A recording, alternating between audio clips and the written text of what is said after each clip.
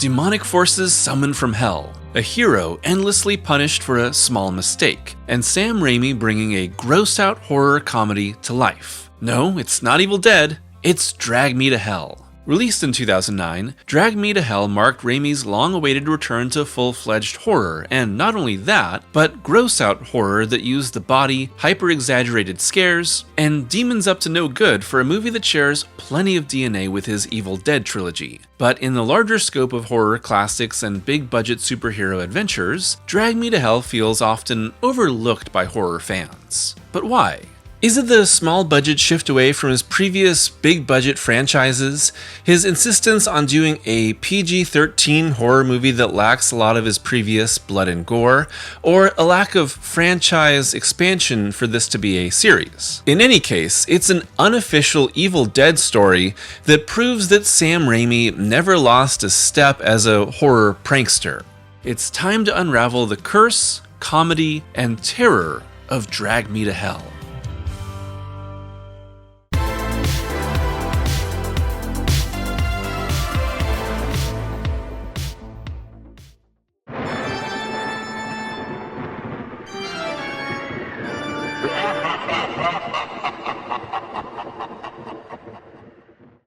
If you're anything like me, and I know I am, then you've been a fan of The Evil Dead since you watched it at too young of an age, which left you both scarred and obsessed with this series. Oh, and Spider-Man too. Spider-Man was cool. I always wanted to be Spider-Man when I was a kid. When people would ask me what I wanted to be when I grew up, besides saying, stranger, I would say Spider-Man. Clearly, I was romanticizing being poor and depressed from a young age, so it's no wonder that I became a YouTuber when I grew up. Anyway, the career of Sam Raimi. You're watching a Drag Me to Hell video, so I'm sure you're already at least somewhat aware of Raimi's origin as an aspiring filmmaker, creating Super 8 films with childhood friend Bruce Campbell in Michigan. That, of course, eventually led to The Evil Dead, funded by local business owners, made on a shoestring budget in a bare-bones cabin in the middle of winter, and giving the creators their breakout. After that came a lot of ups and downs, with the next two Evil Dead movies giving Raimi the consistency he needed to move his directorial career forward. But by the mid-90s, Raimi had largely moved away from horror, instead making a wackadoo superhero story, a western, more prestigious dramas, a supernatural thriller, and finally the mega blockbuster Spider-Man trilogy in the 2000s. Across the decades, the casts got more acclaimed, the budgets got bigger, and the splattery horror comedy that defined Raimi's first decade as a director faded away. They all show Raimi's range behind the camera and also frequently as a writer.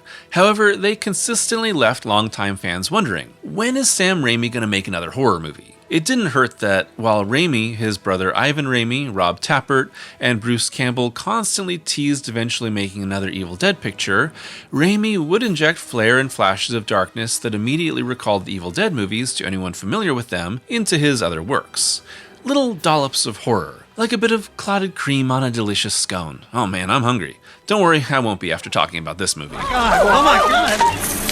Still, with Raimi focused on big-budget mainstream productions that were about as far away from the backwoods cabin, the high school auditorium, and the desert quarry that were the central filming locations for the Evil Dead series, it seemed as if he would never get back to his horror roots. So, what changed? Well, it's all thanks to the shit show that was the production of Spider-Man 3. Now, obviously, Spider-Man 3 was a huge hit, making nearly $900 million against its $258 million budget. But Sony and producer Avi Arad seriously meddled with Raimi's ideas for the film, forcing in Venom, Gwen Stacy, and generally imposing their will on the production after Raimi's vision was why the first two movies worked so well. Personally, I think Spider-Man 3 is a huge mess. There's a lot of people that love it now, often ironically because it's so silly and campy, but you can see how the movie's script was Frankensteined, and the result is a film that's essentially 3 movies jammed together. Afterwards, Sony still planned on a 4th film with Raimi and cast returning, but disagreements, delays, and Sony's need to shoot another Spider-Man movie to retain film rights led to Raimi leaving and the franchise rebooting with The Amazing Spider-Man. So where would Raimi turn next? Well, now free from the mega franchise, the director would return to 2 things that had essentially sat in limbo while he worked endlessly on Spider-Man. Ghost House Pictures, the production company founded in 2002 with Rob Tappert, which would produce the Grudge remakes, 30 Days of Night, and other horror movies, and a script he'd written a decade earlier with his brother Ivan Raimi, then known as The Curse. It would become Drag Me to Hell. Originally, Raimi had only intended to produce the film and approached Edgar Wright to direct, but Wright turned the opportunity down, both due to being busy making Hot Fuzz and saying, "If I did it, it would just feel like karaoke." Which, fair. Wright is very inspired by Raimi. And so Sam Raimi soon took on directing duties, with Ghost House producing and Universal Pictures distributing on a budget of $30 million.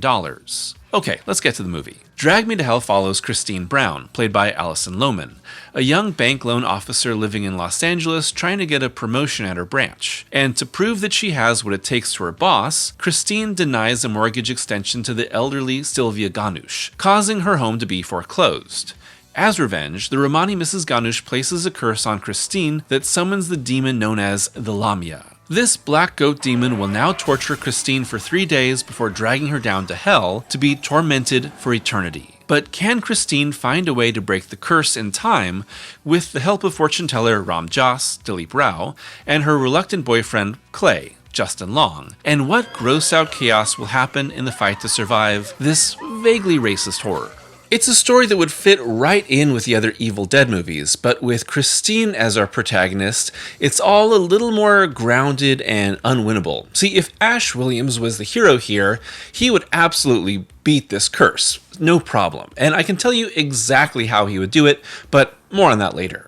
Given that Drag Me to Hell is rated PG-13, it's a lot more brutal and gross than you might expect. As Christine tries to end her curse, she repeatedly encounters Mrs. Ganush, first jumping her in her car, and then as a corpse she makes a mess of. Actress Lorna Raver apparently was not entirely aware of everything the script entailed before she accepted the job, but she's very game here. And then hallucinations and scares by the Lamia make her see all sorts of messed up stuff. In that way, Sam and Ivan's script is constantly pushing back and forth between normal everyday life, shot and lit in a very plain, realistic way, and the sudden intrusions of demonic forces. This isn't a scary cabin in the woods or a haunted mansion, it's Tarzana, California, which is about as regular as it gets. Still pretty though. In that way, Raimi is trying to make his film careen back and forth between reality and horror for a roller coaster approach he described as a spook-a-blast. That may be a made-up word, but every word is at first. And it's perfect for the Raimi approach to horror, with the director saying, "I wanted this movie to feel like those cheap carnivals that used to come to the local towns in Michigan, where I'm from. These guys would drive in with their rigs and their trailers and unload these really creaky cup and saucer rides and salt and pepper shakers. One of the star attractions at those carnivals were the spook houses. They'd be called House of Horrors or Bone Chillers or something really cheesy like that. The scariest part about them, for me, was getting into that old metal cart and hearing the old motor slowly yank you along an old track. I just adored everything about those spook houses. It was fun because you knew it was going to be really cheesy and cheap, but you're also a little afraid for your life. Maybe not in a way that you intended. When you understand what Raimi loves and what he's trying to make his movies feel like, the entire film and its approach opens up for you." So, how does Drag Me to Hell stack up against not just Raimi's other works, but his Evil Dead films? Well, I would say that it's not quite as good as any of his original Evil Dead trilogy films, but it's also better than most of the other movies that he was making around this time. I definitely place it above Spider-Man 3, Oz the Great and Powerful, Multiverse of Madness, and Send Help. Not that those are bad movies, but there's a certain energetic quality to Drag Me to Hell that I think is the result of Raimi returning to horror and feeling really fresh. Wedged between Spider-Man 3 and Oz the Great and Powerful, two movies with budgets over $200 million each versus the $30 million for Drag Me to Hell, you can see how Raimi's horror return functions like the scrappy, small refresh he needed to clear his head. And when you think of it that way, a lot of the techniques and approach of the movie make a lot of sense. Of course, it's always super fun to see Raimi pull out the trademark shots and sense of horror comedy. He doesn't overdo it, but there's moments where Raimi and cinematographer Peter Deming Weinstein, who also shot Evil Dead 2 and would go on to film Oz with Raimi too, are moving the camera just like the Deadite shaky cam. And as the plot gets weirder and grosser and time begins to run out, Drag Me to Hell gets more and more energetic. There's more Dutch angles, and the quick-cut Raimi montage starts to filter in. And honestly, if there's anything that holds Drag Me to Hell back from being an absolute horror comedy classic, it's that I think Sam and Ivan's script holds back for too long before going absolutely nuts. The second act of the film, essentially everything after the bloody nose and before the seance, are just a little too much hurry up and wait. We know what the curse means, we understand that the Lamia is targeting Christine to torment her, but we also know she's far enough away from the curse's culmination that nothing is actually going to happen. It's also trying to maintain a sense of normalcy between the horror segments, and while those are fun, the downtime between them hurts the movie. Still, I really appreciate how Raimi and company are using minimal effects to create a lot of these scares, instead using blowing wind, flickering lights, and creeping shadows to scare Christine and the audience instead of over-the-top monsters.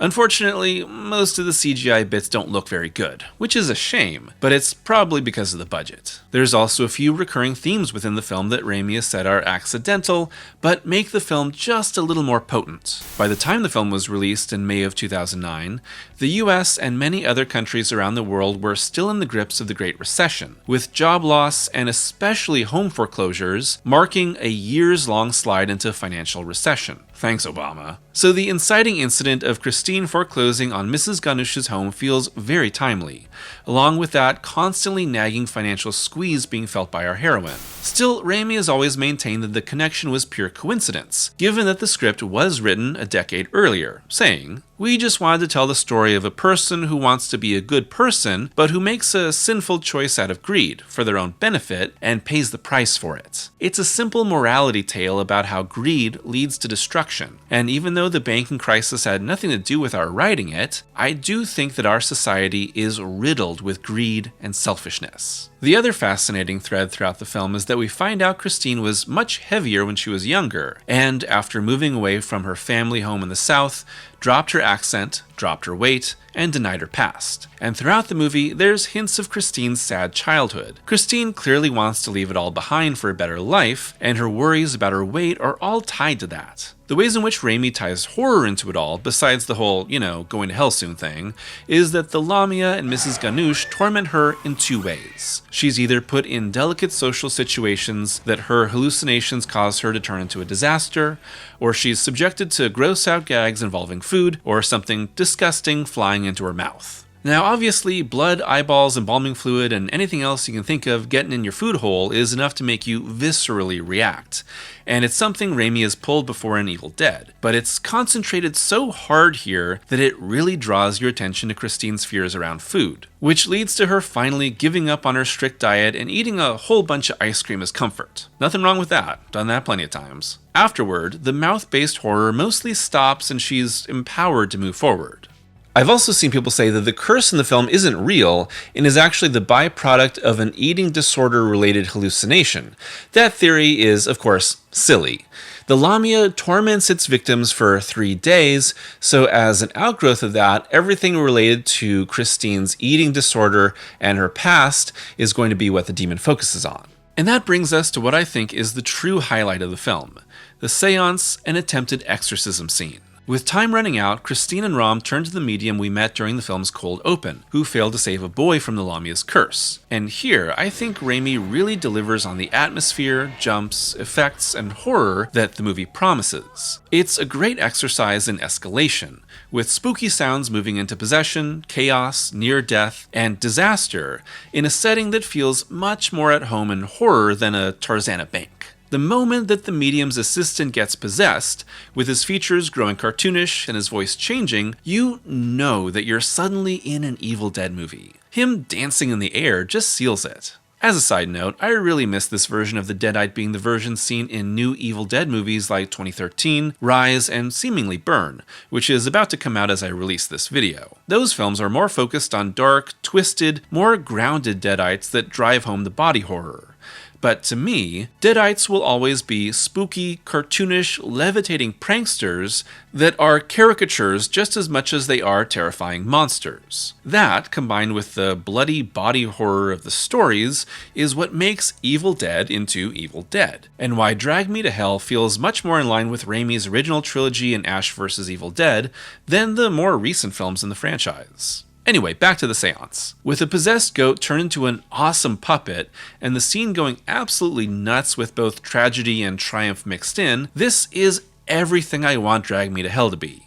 And this is exactly where Ash Williams would win. You see, Christine is still trying to be a good person, so by having the assistant be exorcised instead of killed, the Lamia survives, and the curse is still in place. If it was Ash, well, he'd have just chainsawed the poor bastard and ended the demon. Sorry about your assistant, lady. Maybe you can put a help wanted sign in the window. So that leads us to the film's final act, and where Raimi really gets to cut loose with his style. So when we're talking about Raimi's signature approach and the details of where this story goes, we're going to have to get into spoilers. Here, after confronting the Lamia, placing the curse back on Mrs. Ganush's corpse, and nearly dying from the entirety of existence being against her, Christine returns to normal life, with a promotion and a vacation ahead of her. Oh, just one thing.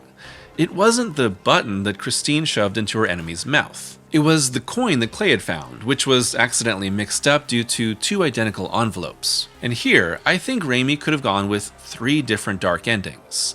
Either Christine dies in the grave while trying to place the curse on Ganush, which would have been very EC Comics, or she could have been killed by the train she falls in front of out of shock, only to realize the curse was gone, some dark irony. But instead, Raimi went with the darkest ending, showing that the curse was never lifted, and having Christine live out the promise of the movie's title and get dragged down to hell. Pulled into a fiery underworld as she melts into a spooky skeleton, and all Clay can do, separated by the train passing over her, is stare in shock. The end. This is classic horror prankster Raimi. The original Evil Dead has Ash win and walk into the sun, only for the evil force to come and get him at the very end. Evil Dead 2 sends Ash into the Middle Ages to be the prophesied hero, much to his dismay. Army of Darkness originally ended with Ash sleeping for too long and waking up in a post-apocalyptic world. The theatrical SMART ending is better. Even the Spider-Man movies are pulling back happiness from Peter Parker in the last moments. Raimi loves to make his protagonists suffer.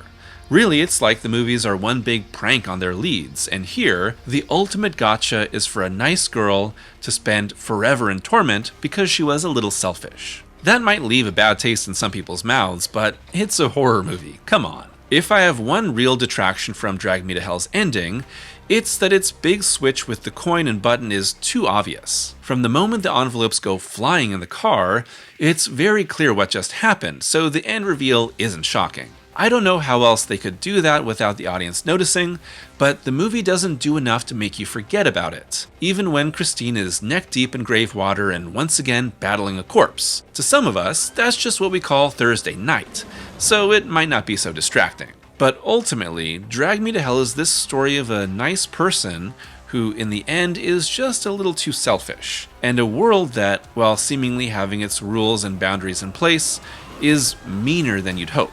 It's a cynical movie. People deny their own true natures, screw each other over for a few more dollars, and still get nowhere because the larger rules and forces at play simply won't let them.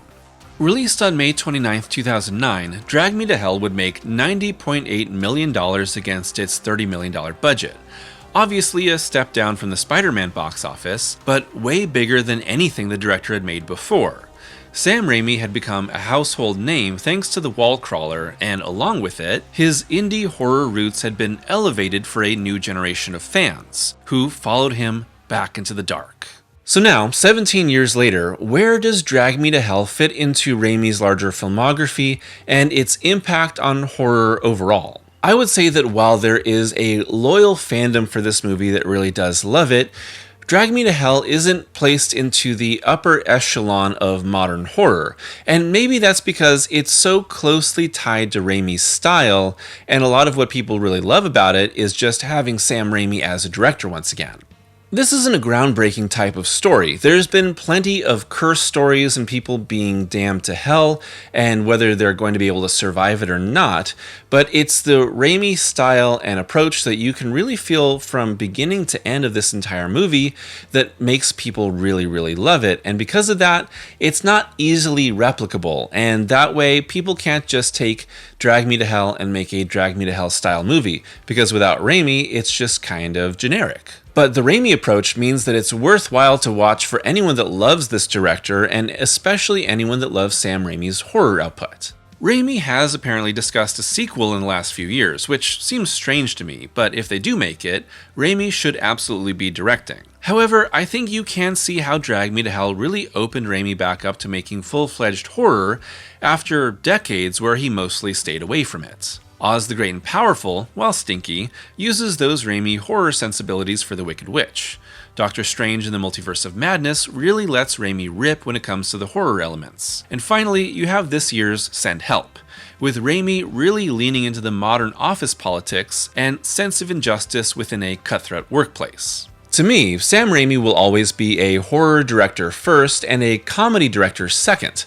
I'm glad that he's been able to direct a lot of different films and a lot of different genres and really expand his style and try a lot of different approaches, but it's horror that I always come back to when I think about who Sam Raimi is and what his specialty really is too. It's his horror sensibilities that have given his films their style and his comedic leanings that have given them their wit. Since Drag Me to Hell, Raimi has only made 3 more movies over the course of 17 years, usually choosing to produce small horror films to give newer creators a shot at breaking through. I think that's awesome, but I'll always be excited for another Sam Raimi movie. And for this current era of Raimi still embracing his horror roots, I'll always be thankful for Drag Me to Hell.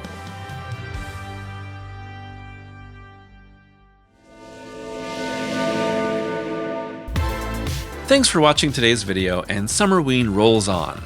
And with Evil Dead Burn about to come out, I wanted to get back to some sort of Evil Dead related content, but I've talked about all the Evil Dead movies, so I thought I would do the Evil Dead movie that isn't technically an Evil Dead movie, and that is Drag Me to Hell. To me, I always see this film as being loved or at least liked by a lot of people, but not all that often discussed, even though people love Sam Raimi. I think that has something to do with it being a lot smaller of a film and not connected to any other franchise, so it gets a little looked over, especially because it's between a lot of bigger films made by Raimi. Overall, I think that Drag Me to Hell is fun and a good time, even if it has some flaws to it. But I think it deserves a little bit more appreciation because it's really fun. In the context of maybe the second half of Raimi's career as a director, it's one of his better movies, even though I don't think it totally stacks up to the original Evil Dead trilogy. Even then, if you are an Evil Dead fan, you absolutely should check out Drag Me to Hell if you haven't yet. And with the Evil Dead series continuing and seeming to continue to go in a darker, grittier, more grounded direction, and leaving behind the cartoonish deadites of the old trilogy and Ash vs. Evil Dead, this feels like the last connection to that old era, and I really do miss it. I'd love to hear your thoughts on Drag Me to Hell and your favorite Sam Raimi horror movies, as well as any future horror movies that you'd like to see Sam Raimi tackle. I liked Send Help, but I didn't love it. And as always, a huge thank you to my members and patrons for their continued support, and if you'd like to be a patron or member, it's only $2 a month for early access to every video and exclusive reviews. So until next time, I hope that you're taking care of yourselves and having a great Summerween.